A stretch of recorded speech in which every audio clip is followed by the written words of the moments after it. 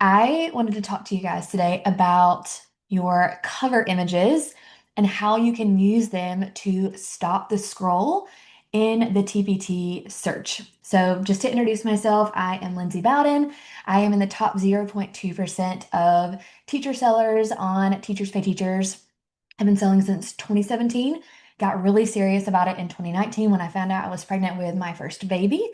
And within 2 years of getting serious, I was able to replace my teacher salary just from Teachers Pay Teachers. So I have earned over $378,000 from the TPT platform, and I have helped teachers inside of our paid program earn over $1 million on Teachers Pay Teachers, which has been really cool. And I'm a mama of two now. I'm married, and I live in Georgia with my family. And I have my team member here, Johanna, helping me out today as well. And she's also a TPT expert and she went through my program and now she's on my team. So yeah, just some stats. We've had over 10,000 teachers go through our paid program, and we did send out a survey and 739 people replied. And collectively, they had earned over $1 million, which made me uh, just so excited and happy because this is my dream job is helping teachers earn money outside of the classroom. We have tons of teachers that are still in the classroom and a lot that are wanting to leave or have already left the classroom to do other things. So your cover photo on Teachers Pay Teachers, I'm sure you all know, but it's that main square photo that you see first. And it is very important. And I feel like a lot of people focus on SEO and keywords, and that's such a hot topic right now, which, yes, very, very important because if you don't have the correct keywords and your resources, your listings are not search engine optimized, then you're not going to show up in the search. So, super important to focus on that. But then I feel like people assume that if their resource is SEO friendly, that they will automatically start making sales. And I think that people are missing the rest of the puzzle because if you show up in the search, but then no one clicks on your resource, then obviously you're not going to get to that conversion, that sale. So the two things that make people click after you show up in that search are your cover and typically your price. So both of those are really important, but today I'm just going to be talking about your cover photo. So it's the first thing that teachers see in that search and that sea of resources, and it's how you get the click. So you want to make it scroll stopping and very clear as to what your resource is and how it's going to solve a problem for them. So I just want to go over some basics and then give you some clear examples of what I typically like to see for a cover photo. So I'm sure you all know, but your cover photos should be a square. As far as where you design them, it can be in Canva. That's my personal favorite. Even though I actually use PowerPoint to create all of my resources because my niche is high school math, PowerPoint and Excel are way better for math, graphs, and graphics. But I like Canva for the graphic design visual aspect. So I create all of mine in Canva. I use 3000 by 3000 pixels for my dimensions, but any square will do. And you want to make sure that you include big, clear resource photos on your cover image. Sometimes I see people putting a lot of images and they're really small and it's too hard to see them, especially when people go to TPT and search. You guys know how small they are when they're in the search. Now, when you click inside the actual listing, it's a little bigger, but you want your cover to actually get the click in that sea of resources in the search. So you want your images of your resource to be big, clear, and you don't have to put all of them. This particular congruent triangles notes and worksheets pack, I think has probably 20 pages, but I just included three because if I included all 20, it would get too busy. If you want to know how to add images into your cover photos, I like to just export my pages as an image. So if you are creating in PowerPoint, you can file, export. I like to export all of the pages as PNGs and then it'll save it into a folder. The reason I do all of them is because I'm using some of the images for my cover, some for my thumbnail, some for my preview, so I like to have them all there. You can screenshot them, but in my opinion, they're not quite as clear. So PNG images, they are more clear and crisp. especially more clear than a JPEG image. And then if you're using Canva to create your actual cover photos, you can just drag them from your desktop, the images, into your Canva file. If you're using PowerPoint to create your cover photos, then you would have to insert them as an image. And then I like to layer the most important or even the most eye-catching one on top. I like to add a shadow or a glow effect. You can kind of see here, see how it has this little shadow behind there? I find that that makes them pop and it actually makes it look like a piece of paper versus just like a flat image. I also like having a mock-up behind it, and it depends on your grade level and your niche, but I've seen some people they'll have a mock-up of like a hand with markers or a mock-up of a desk behind it, just something to make those images pop against the background. You'll also see because I'm high school math, so I don't have a lot of color or clip art on my actual resources. So I use this pink background behind it to make these white pages pop. So the pink background and that glow effect, it's in Canva, it's a picture effect, and I can show you guys during the Q&A portion how to find that, really makes those stand out. And then one other thing that I have found with members in my program is they want to show that the answer key is included. And I have seen them actually put the answer key either on the cover or the thumbnails. And I have found that when I do that, students will actually find that because I'm high school. So if you include the answer key on one of your covers or thumbnails, you can use the blur effect in Canva to blur that out. And if you're elementary and you don't think your students will find it, parents could also find the answer key. So just be aware of that. Blur out the answer key while still showing, hey, I do include a detailed answer key, but don't actually show the answers. Okay, next, you want the text to be big, readable, and bold with high contrasting colors.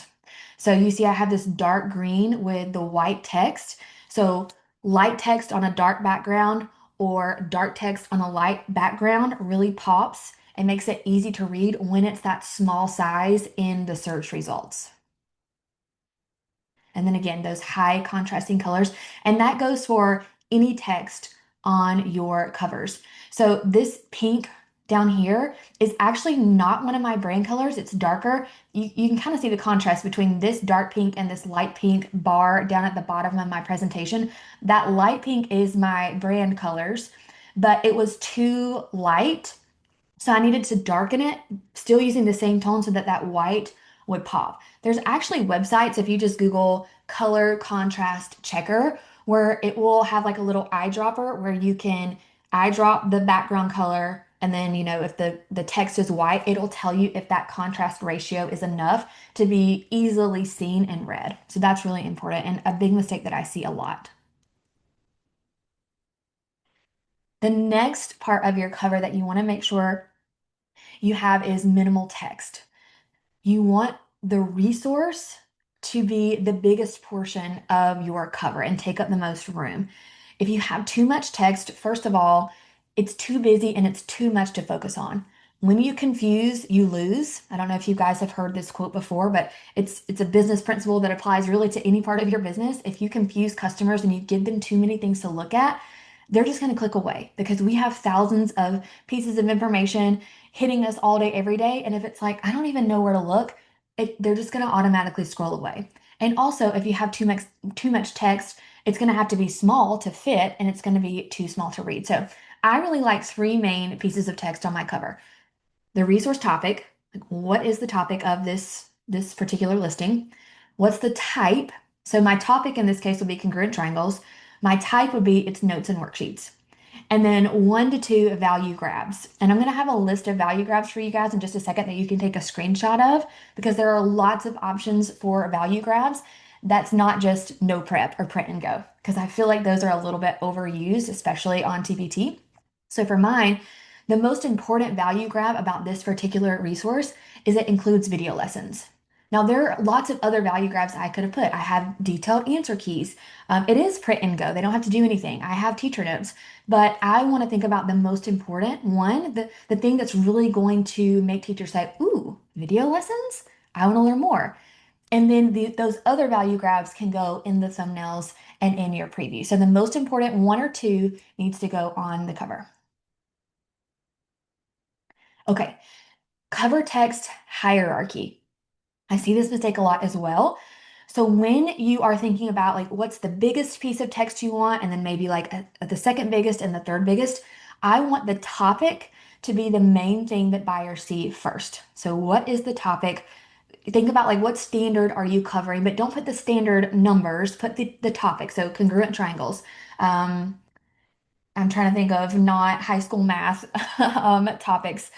Reading comprehension, um, World War II, the main topic, and then the resource type should also be on there, but smaller. So you can see here, I have it down here and smaller. And then your type and your value grabs can kind of be the same size.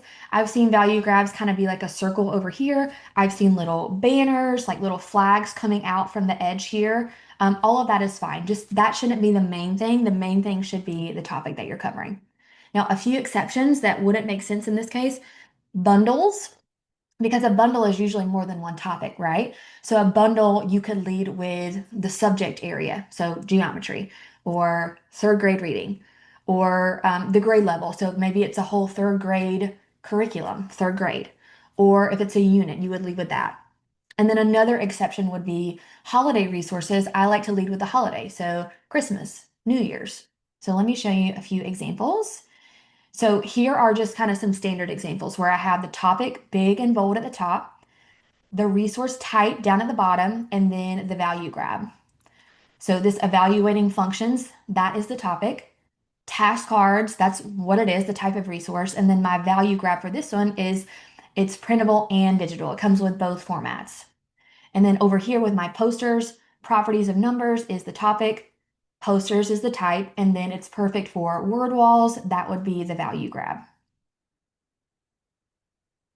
And then for bundles, you can see that it's not the topic anymore, but for me personally, it would be the course, Algebra 1 or Geometry. But it could also be the grade level. It could be if it's a particular unit or curriculum. That's the big and bold thing at the top. I also like to put bundle on there if it makes sense. So like this one in particular is a growing bundle, my Algebra 1 holiday, because I'm adding to it.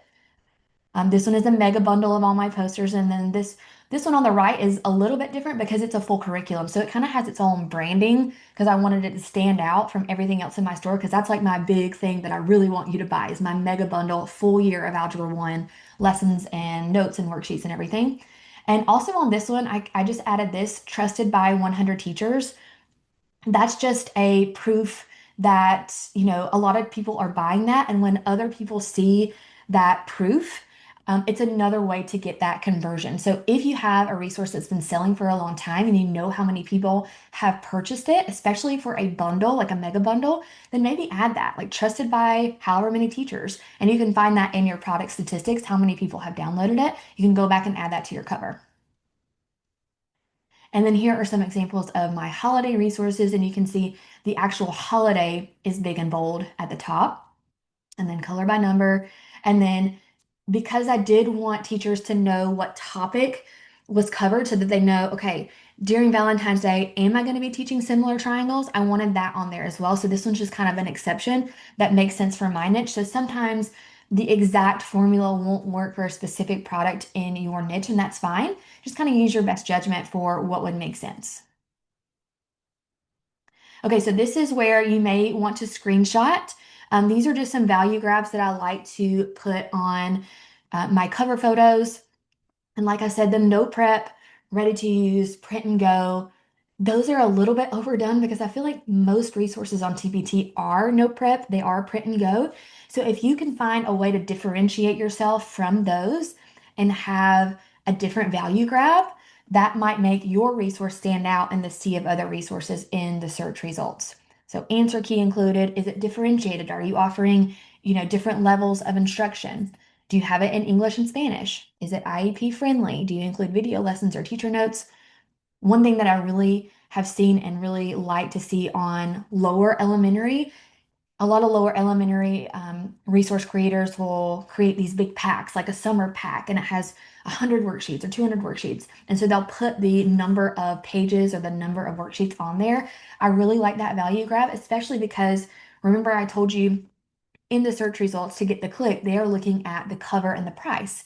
So if yours is priced outside of that, $3 to $5 range, you need to justify that with the cover photo. So showing how many pages are in the resource will help you get that click.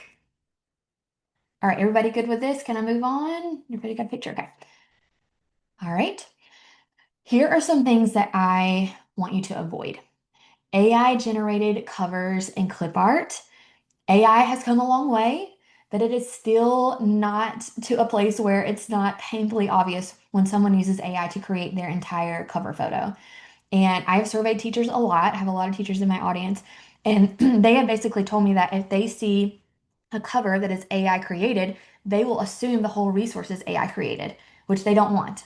So I would use Canva, PowerPoint, purchase clip art, or use the clip art inside Canva to create your covers. Don't use thin, hard to read fonts. Be careful with script or cursive fonts as well, because sometimes those are hard to read. There's a few on Canva that I don't mind, but just make sure that if you're looking at it really small, sometimes I like to make it small on my computer and then stand back. Like, can I read this? And if I can't, I don't use it. Don't use low contrasting colors. Don't put too much on the cover photo. Don't make it too busy. Simple is better. And then this is kind of a hot take for me that not everyone agrees with, but I don't necessarily think you have to put your logo on your covers. I don't think it's wrong to put it, but I don't think you have to put it. You'll see on mine, I don't have my logo anywhere, but I have a brand that is recognizable so that I don't need my logo on there. People automatically kind of see the format of my covers and say, oh, that's Lindsay Bowden's. I like her stuff. I'm going to buy it. Because sometimes the logo takes up valuable space, and we don't have much space in this small square to fit what we want. So I would rather put a value grab versus my logo. Again, I'm not saying you don't have to put your logo, but you don't have to. Okay. So I do want to take questions and I want to actually look at your covers because I really feel like that's where the transformation happens. And I love looking at covers with you guys. But I did want to let you know that I do have a free training about how to start or grow your TPT store. It's just 40 minutes. And it does give you the ability to join us inside my paid program as well at a discount if you sign up for the training. So you can head to lindsaybowden.com/training to check that out. So that's lindsaybowden.com/training. The link is right here.